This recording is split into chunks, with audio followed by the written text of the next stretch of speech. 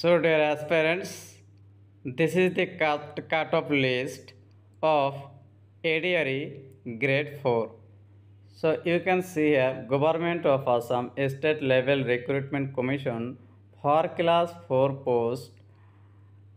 cut-off details of written examination ADRE 2024 অর্থাৎ এইটো ADRE 2024 advertise কৰা হৈছিল আৰু ইয়াত ADRE 4 আমাৰ কাট অফখিনি আলোচনা কৰা হ'ব ইয়াত কিন্তু ইন্টাৰভিউৰ মাৰ্কখিনি ইনক্লুড কৰা হোৱা নাই ইয়াত অকল ৰিটেন এক্সামিনেশ্যন যেটো আছিল সেই এক্সামিনেশ্যনৰ কাট অফ ইয়াত আপোনালোকে দেখা পাইছে পেপাৰ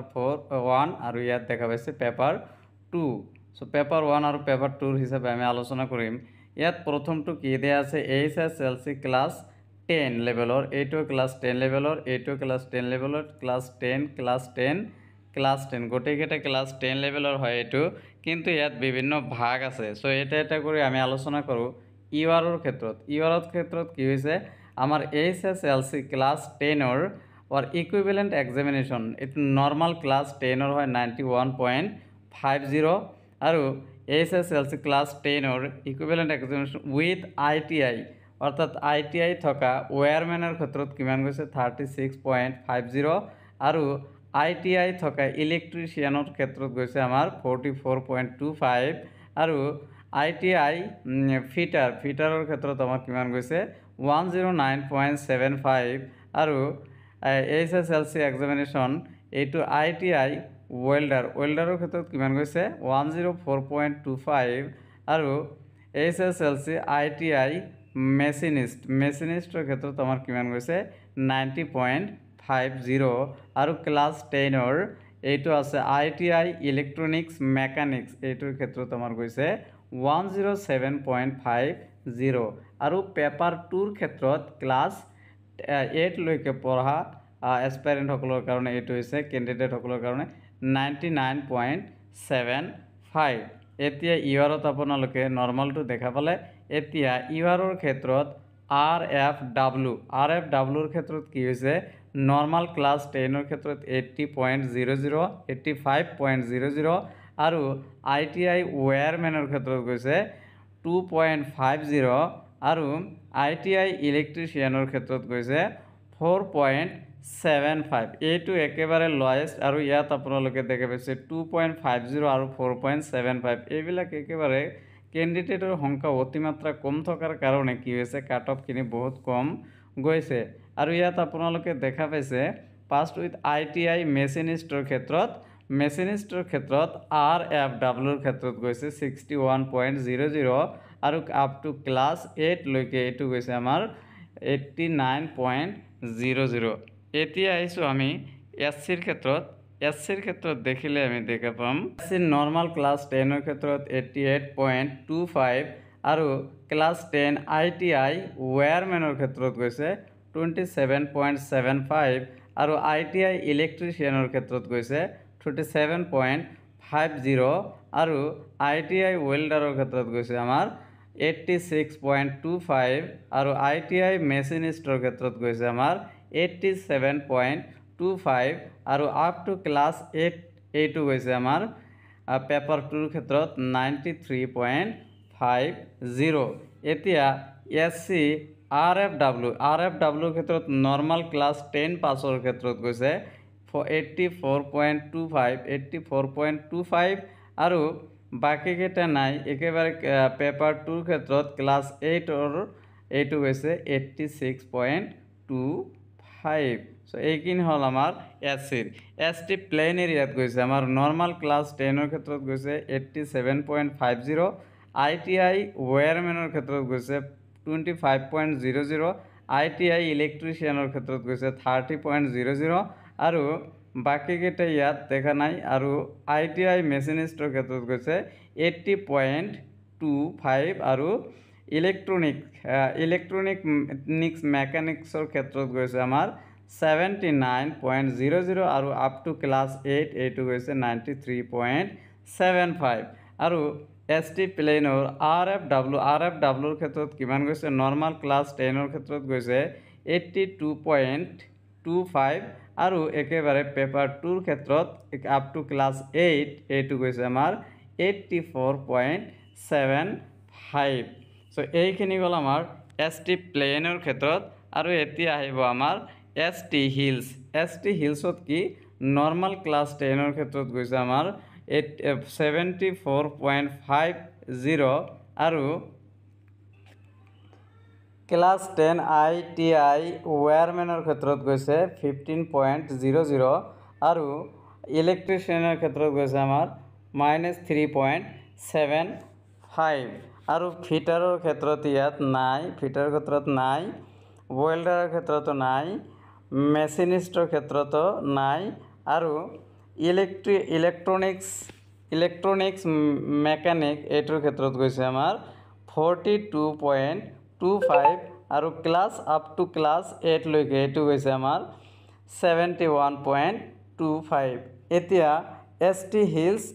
RFWৰ ক্ষেত্ৰত নৰ্মাল ক্লাছ 10ৰ ক্ষেত্ৰত গৈছে 71.50 আৰু একেবাৰে পেপাৰ 2 ক্লাছ 8ৰ ক্ষেত্ৰত গৈছে আমাৰ 61.50 so now we are coming to OBC MOBCৰ ক্ষেত্ৰত আমি দেখা পাম OBC MOBCৰ ক্ষেত্ৰত নৰ্মাল ক্লাছ 10ৰ ক্ষেত্ৰত গৈছে 90.00 আৰু ITI ওয়্যাৰমেনৰ ক্ষেত্ৰত গৈছে 26.75 আৰু ITI ইলেক্ট্ৰিচিয়ানৰ ক্ষেত্ৰত গৈছে 34.25 আৰু ফিটাৰৰ ক্ষেত্ৰত গৈছে আমাৰ 98.75 ওয়েল্ডাৰৰ ক্ষেত্ৰত গৈছে আমাৰ 97.75 মেচিনিষ্টৰ ক্ষেত্ৰত গৈছে 87.75 আৰু ইলেক্ট্ৰনিক্স মেকানিক এইটোৰ ক্ষেত্ৰত গৈছে আমাৰ 90.25 আৰু আপ টু ক্লাছ 8 এইটোৰ ক্ষেত্ৰত গৈছে আমাৰ 95.75 এতিয়া এটা অপশ্যন ইয়াত বেছি দিয়া আছে এইটো হৈছে APS যেটো এটা ৰুল আছিল 1999ৰ এইটো মতে নৰ্মাল ক্লাছ 10ৰ ক্ষেত্ৰত গৈছে আমাৰ 86.25 বাকি কেটা নাই RFWৰ ক্ষেত্ৰত কি OBC MOBCৰ ক্ষেত্ৰত নৰ্মাল ক্লাছ 10ত গৈছে 83.75 আৰু আপ টু ক্লাছ 8ৰ ক্ষেত্ৰত গৈছে আমাৰ 85.25 এতিয়া OBC T ট্ৰাইব এণ্ড আদিবাসী এইটোৰ ক্ষেত্ৰত আমি দেখা পাম যে ইয়াত আসলতে নৰ্মাল ক্লাছ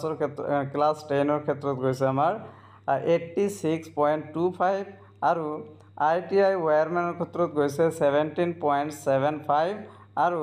ITI ইলেক্ট্ৰিচিয়ানৰ ক্ষেত্ৰত গৈছে আমাৰ 27.75 আৰু একেবাৰে পেপাৰ 2ত ক্লাছ আপ টু 8 লৈকে এইটো গৈছে 86.25 এতিয়া RFWৰ ক্ষেত্ৰত আমাৰ কিমান হৈছে এইটো আছে নৰ্মাল ক্লাছ 10ৰ ক্ষেত্ৰত গৈছে আমাৰ 62.00 আৰু একেবাৰে পেপাৰ 2 আপ টু ক্লাছ 8 এইটো হৈছে 80.25 এতিয়া এক্স সাৰ্ভিসত ক্লাছ 10ৰ ক্ষেত্ৰত গৈছে 63.75 আৰু ITI ইলেক্ট্ৰিচিয়ানৰ ক্ষেত্ৰত গৈছে আমাৰ 11.25 আৰু ফিটাৰৰ নাই ওয়েল্ডাৰৰো নাই আৰু মেকানিক্সৰ ক্ষেত্ৰত গৈছে আমাৰ মেচিনিষ্টৰ ক্ষেত্ৰত গৈছে 48.75 আৰু পেপাৰ 2 আপ টু ক্লাছ 8 এইটো গৈছে আমাৰ 50.50 এতিয়া আমাৰ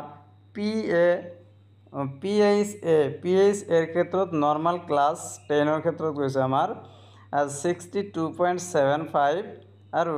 ওয়্যাৰমেনৰ ক্ষেত্ৰত নাই ইলেক্ট্ৰিচিয়ানৰ ক্ষেত্ৰত গৈছে আমাৰ 21.25 আৰু একেবাৰে পেপাৰ 2 আপ টু ক্লাছ 8 এইটো গৈছে 69.75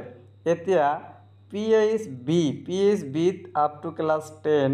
এইটো হৈছে আমাৰ ক্লাছ 10 পাছৰ ক্ষেত্ৰত 41.50 আৰু একেবাৰে পেপাৰ 2ৰ ক্ষেত্ৰত গৈছে আমাৰ